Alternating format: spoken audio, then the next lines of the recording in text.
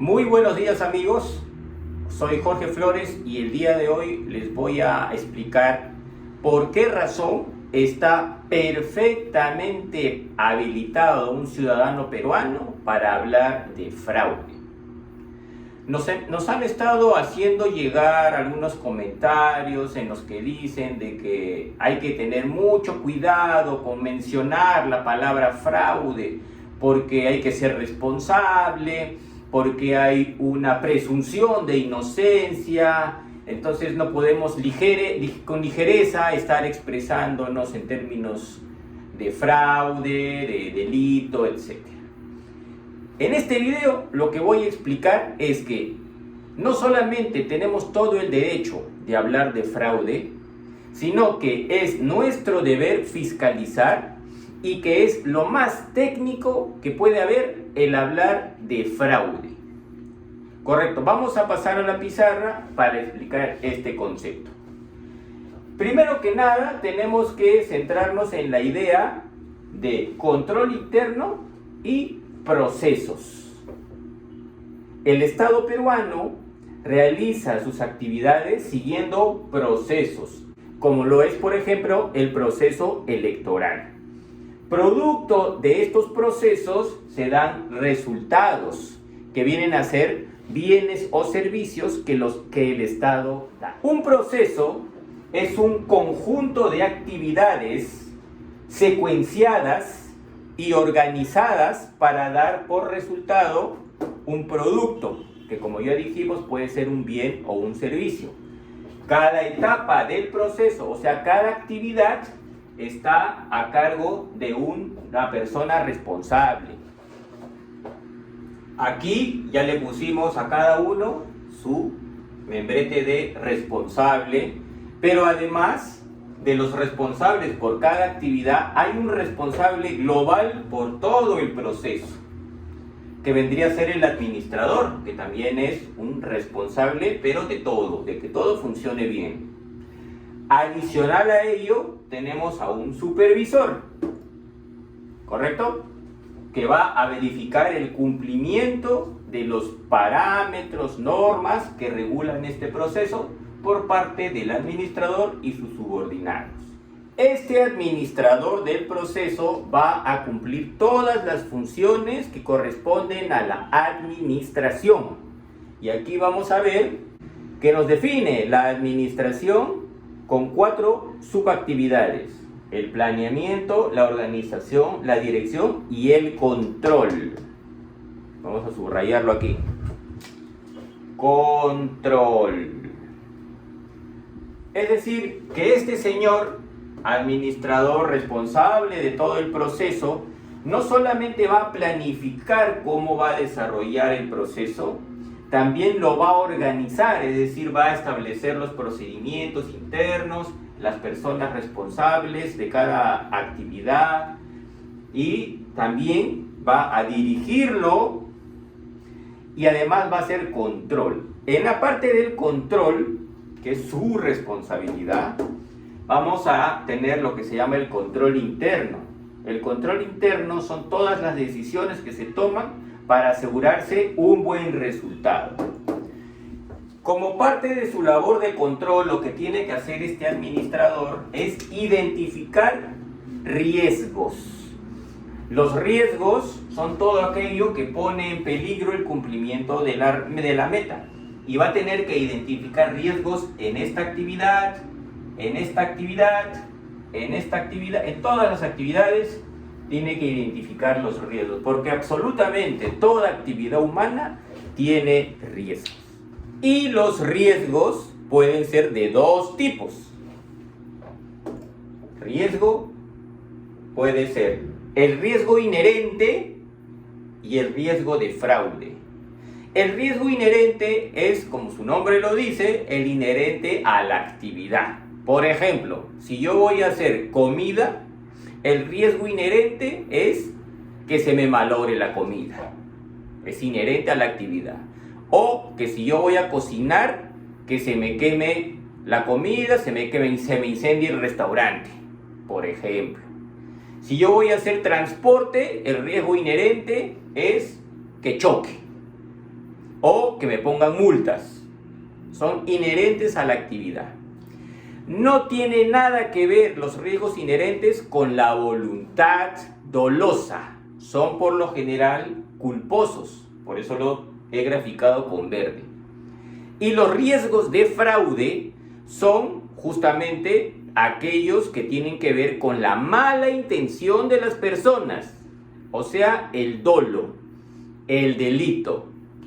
Cuando lo que se quiere es defraudar la intencionalidad del proceso, sabotearlo, ¿correcto? Entonces, teniendo estas dos clases, vamos a poner aquí, este señor ha tenido que identificar dos clases de riesgos, el riesgo inherente y el riesgo de fraude, el riesgo inherente y el riesgo de fraude, el inherente y el fraude, el inherente y el fraude, y el inherente y el fraude en cada uno de sus procesos. En este momento estamos utilizando la palabra fraude en sentido administrativo. Por tanto, es plenamente legítimo el uso de la palabra fraude cuando lo que estamos haciendo es un análisis, una fiscalización, una revisión de un proceso, cualquiera que éste sea.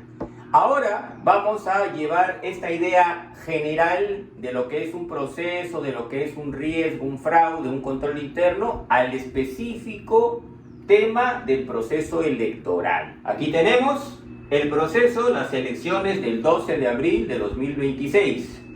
Le hemos puesto aquí 5 actividades: el reparto del material electoral, la instalación de las mesas, la votación, el momento en que la gente llegaba a votar, el recojo del material electoral para llevarlo a los centros de procesamiento y el procesamiento en sí mismo, que termina con un resultado que debe ser, según el artículo 2 de la Ley Orgánica de Elecciones número 26859 y sus actualizaciones, debe ser este resultado el reflejo exacto y oportuno de la voluntad del elector expresada en las urnas. Eso es lo que debe darnos este proceso.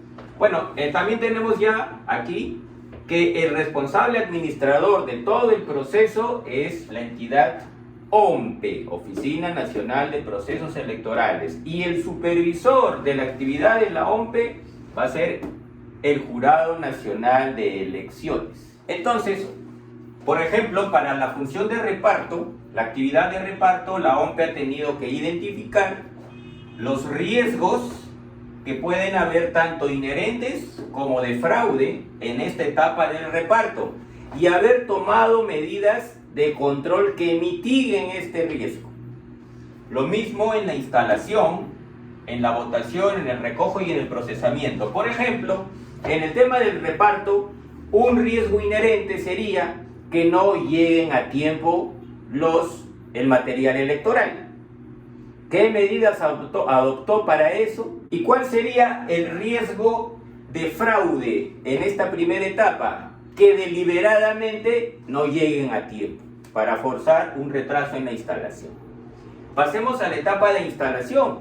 ¿Cuál sería el riesgo de la inherente en la instalación? Que de repente no lleguen los miembros de mesa, para lo cual hay que prever qué mecanismos se realizarían en caso de que no lleguen.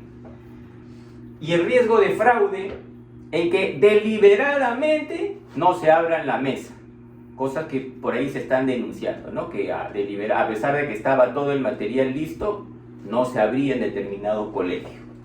En el caso de la votación, para el riesgo inherente sería que la gente vote mal, vote con errores, ¿no?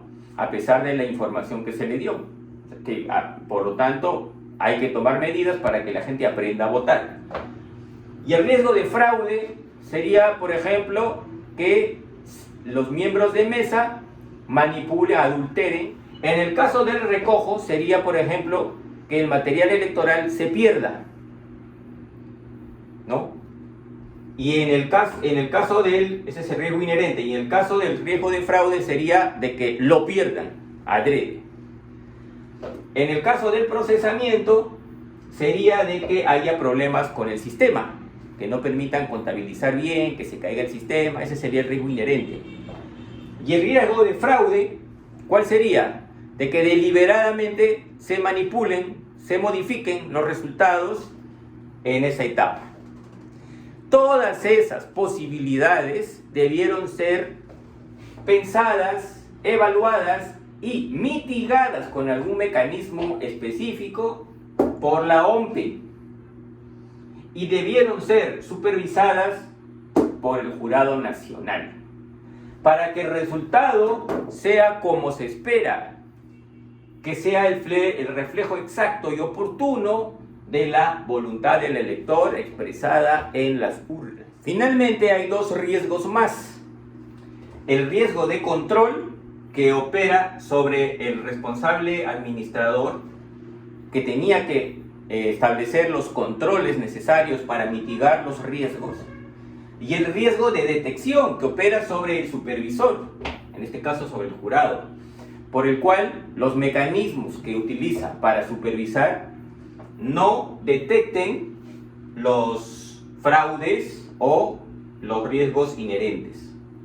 Bien, espero que con esta explicación haya quedado claro que el uso de la palabra fraude tiene una naturaleza administrativa y está plenamente facultada la persona para opinar sobre la posibilidad de un fraude, no porque quiera acusar o quiera perseguir, sino porque es un riesgo innato de cualquier procedimiento que realice un ser humano. Si nosotros estamos viendo un proceso electoral, una de las posibilidades es de que haya fraude, algo que debió prever la entidad administradora, que es la OMPE, y tomar las medidas para prevenirlo. Hemos visto en este proceso electoral 2026 que se han dado muchas deficiencias en todas las etapas del procedimiento. Inicialmente la autoridad ha dicho de que se trata de fallas, pero se supone que tenía que haber tomado medidas para contrarrestar si se daban esas fallas, lo cual no ha sucedido. El perjuicio se ha concretado. ¿Cuándo podríamos pensar que se trata de un fraude? Cuando todos estos errores, supuestas fallas, solo benefician a determinado candidato. Si eso se da, estamos legítimamente autorizados a pensar en fraude, porque es parte de la idea del control, de la realización del control. Y bien, muchas gracias por su atención. Espero que este video les haya gustado, les haya servido. De ser así, por favor, compártanlo. Y si ustedes creen que les interesa el material que aquí publicamos, por favor, suscríbanse. Muchas gracias por su atención.